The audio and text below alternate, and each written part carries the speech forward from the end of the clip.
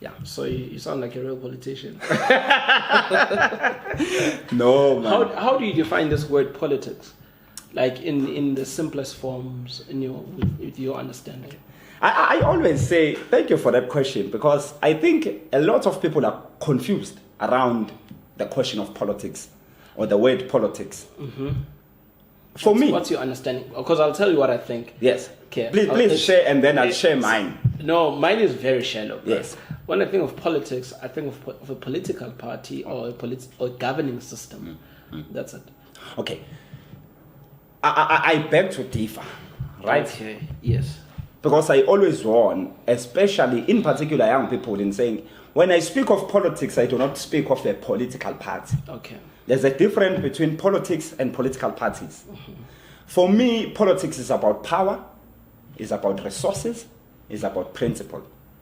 Power, resources, principle. Yes. It's the allocation of power, it's the allocation of resources, and principle. That is politics for me. Mm-hmm. You understand? So when I speak of politics, I don't mean to say that type of, or that certain political party, that certain political party. No, I mean to say currently, what is the allocation of power? Mm-hmm. What is the allocation of resources? What is the allocation of principle? Mm. Now, in a South African society, now let's get to the South African society, you understand? Who has power? Who has resources? Sure. You understand? So that is where we can be able to know what is real politics, not reactionary politics. Mm-hmm. Hence why we are so divided. We have so many political parties existing for no reason. A lot. You understand? Mm-hmm. Because we have not come to terms and understand what is politics, genuine politics. For in a layman's language, mm-hmm. or in a layman's understanding. Yeah. I always say, ipolitiki exista yonke ndawo. Mm-hmm. We have politics everywhere, in the family, in the community, in church, and everywhere there's politics. For the mere fact that we share ideas and my idea or my view or my conviction is different from yours, mm-hmm. that is politics for me. Sure. Because there's contestation of ideas. For the mere fact of and I'm going to fight for that thing. Yeah. That is political. I say, but Christ, Christ belongs to me. I'm now trying to allocate the power of Christ. I'm trying to allocate the power of resources to me. You understand? So that is politics. The minute the minute siqala siphikisana ngepower, the minute siqala siphikisana ngokuthi ama resources mele allocate kuphi. Sure. That is politics. That is politics. Yo. Even in heaven, uSathane meqala efuna ukujampela isihlalo sikaNkulunkulu. uNkulunkulu had to intervene. I'm disciplined. Chief, you don't do that. This is my chair. You understand? So that is politics. Yeah. That is politics. So we must run away from this thing. Hence why we are depoliticized. And that's one of the things the governing party, I think, they've successfully done for the past 30 years, to depoliticize our people, in particular young people, to depoliticize them, to make them hate anything that has got to do with politics. Sure. That's the biggest mistake we have done as a people, and that's the biggest achievement they have achieved as the governing party. Yo. You understand? Because it works for them when you have a depoliticized generation. Because they will not question anything. They will not question anything. Why and when did that start? It started right after the 1976 student uprising that was led by the great Tsietsega Mashinini Onghopo Tsetiro as the teacher of Tsietsega Mashinini and the rest of young people who led that successful protest. Mm-hmm. That is where it started, because that movement was clear and was solid that we are young people, we are black young people, students who are saying we want this, we want that. Mm-hmm. We don't want any interference outside or from those people as it's about political parties. Because if you investigate about what happened on that day, okay, there's no political party that can claim that they were involved in organizing students. So students organized themselves? Organized themselves. Sure. That is what black consciousness teaches us. Mm-hmm. It says, if black consciousness is a self-introspection tool that you use to self-introspect yourself and to come to an understanding of knowing that you have been complicit in your own destruction and oppression. Oh! You understand? And once you come to that realization, it's there where you are now going to start organizing for yourself. Sure. God is not in the habit of coming down from heaven to help us here. That's what Stephen Bantu Biko says. So there's no political party that got involved. It was students through the ideas of a black consciousness who organized themselves and changed the political landscape and direction of the country. Now, you can't be having the very same thing. That's what the governing party, I think, said. You can't be having the reputation of 1976. But unfortunately, in 2015, again it happened. Students organized themselves outside. Fizz must fall? Fizz must fall. Outside this thing of political parties. They organized themselves as students. And they were able again to shift the political landscape of this country. So I think what the governing party has done, or former governing party, what it has done is to depoliticize the progressive or the motive forces of change. But what is the cause of that? Now, that's where we are going. That's where we are going. When I say the motive forces of change, I mean to say young people. Sure. Because they are the motive. I do not believe in this notion of saying we are the future. We are the current who are curating the future. Come on. You understand? Yeah. Because we can't be saying we are the future and then sit and fold our arms and then let all people destroy the current and then think we are going to inherit a future. There will be no future to inherit. You understand? So we are the current who is curating the future. Do you think it's a thing of holding on in an overdue way? So you've been given a portfolio and when what are the contributing factors of such behavior? Because I would think if I have a son, I want that my son to achieve greater than what I've achieved. What is it that causes me as a father to say my son is becoming too much of a competition to me? You know, I need to hold on to these resources and to this power that I've received. I think it's a very complex question. And I think it's fairly sizele ngobuso. I think I see unpack it proper. Yeah. But I think what we need to understand first is that when we deal with a black man, an African man, what type of a person are we dealing with? That's very important, my leader, because I think we always treat black people as the same as other races. And that's very wrong. We are dealing with the people that have been dehumanized, exploited, abused, killed, psychologically and mentally abused, destroyed. The conscience of the man has been broken. That's a type of a person that we are dealing with, an underdeveloped native. We are dealing with an inferior. Because this thing of inferiority does not belong to it belongs to us all as black people. We are all inferior. Do you understand? So when these so-called leaders, when they get to power, Frantz Fanon says, the native, when they start to make contact with the white world, they will do anything to seek approval from that white world. You understand? So these so-called leaders have not been honest with themselves, have not been honest with us as a nation. Because they get to power, they know what they are supposed to do, but they don't do that. They become too comfortable within the status quo, within the unequal power relations that exist in society. They continue to maintain and sustain those unequal power relations because they benefit from them. You understand? So it becomes a challenge for them to relinquish power to a clear and progressive generation of young people.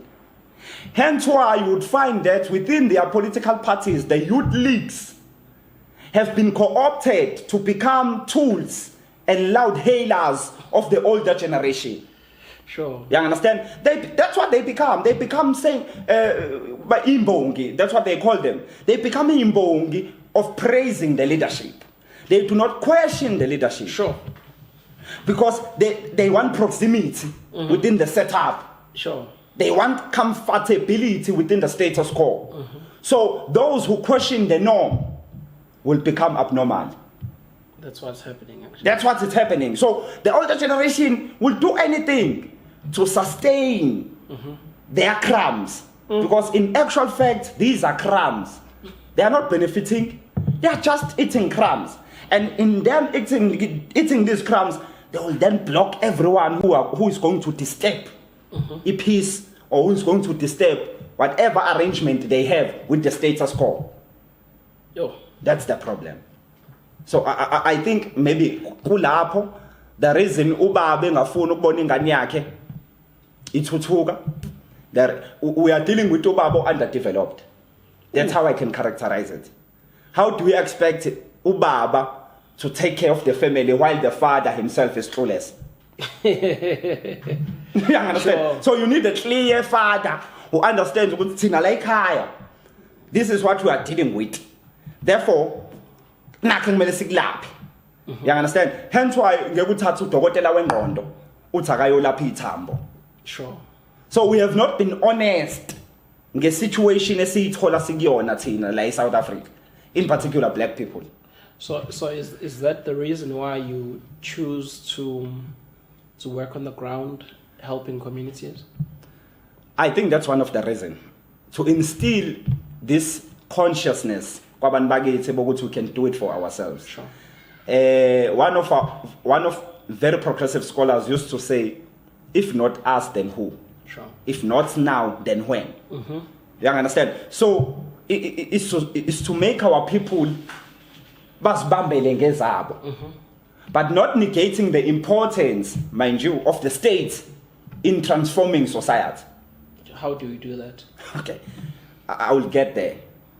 I'm not trying to negate the importance of the state in transforming society, but there must be urgent responsibility by the people to change their conditions on the ground.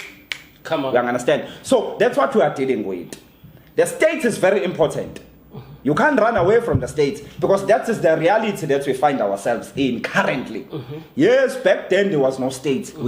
That was the reality at that time. But the reality right now is that we have a state. Yes. But then how do you make sure that the state is responsive to the needs and cries of the people? Is to make the people on the ground be conscious of themselves and who they are and what they want. And that activates action. That activates action, because we can theorize, but if there's no practice, it's a problem. And abantu bakithi osemakhaya does not care about Karl Marx, does not care about your theory and your policies and everything. They just want to see their immediate situation and condition being transformed. You understand? So when you instill the consciousness, you cannot wait for anyone. Sure. It's where they are going to try by all means to do whatever they can do for themselves until they come to the realization that they do not have resources to totally transform society. You understand? Because let me make an example. If we were to say transform Mbali as a logish township, it's a township. You understand? We can become active, active, be conscious, but it does not change the reality that Mbali is a creation of the spatial planning of the apartheid regime. Okay, elaborate on that. Right. We understand that there was land dispossession of the African people.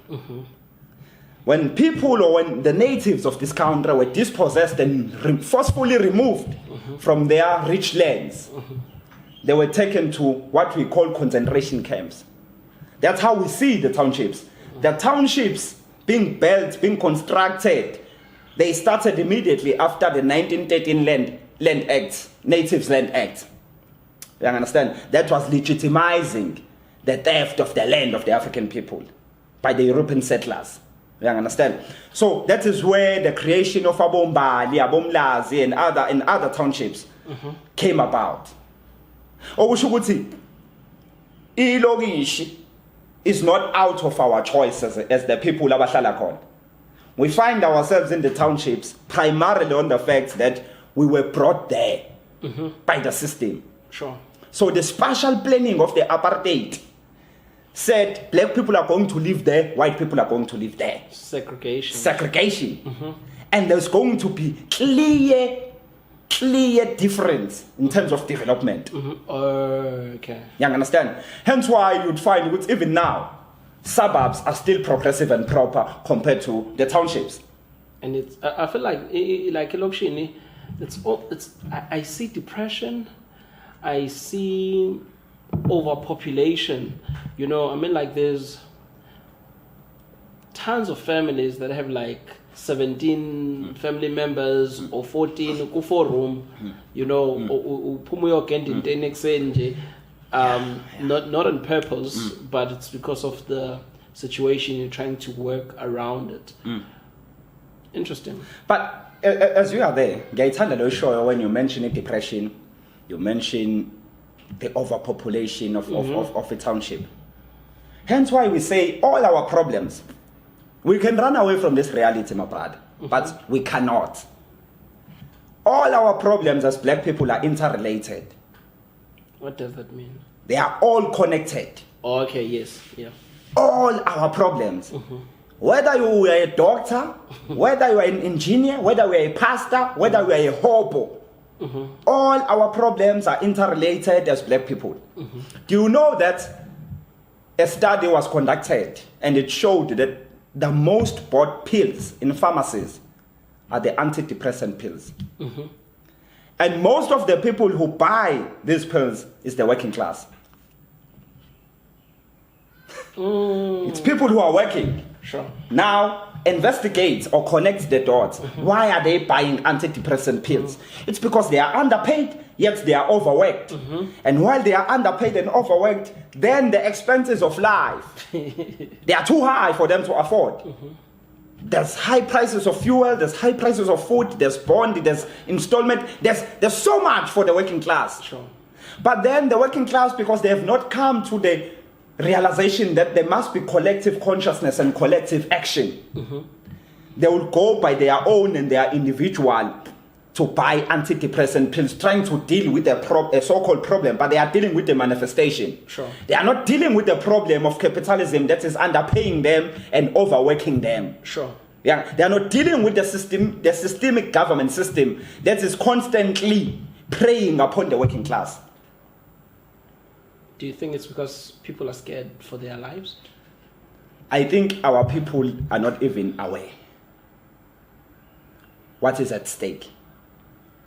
I think that's why I said the biggest problem is to be depoliticized. We have been made to focus on ourselves. If mina nge right, Sure.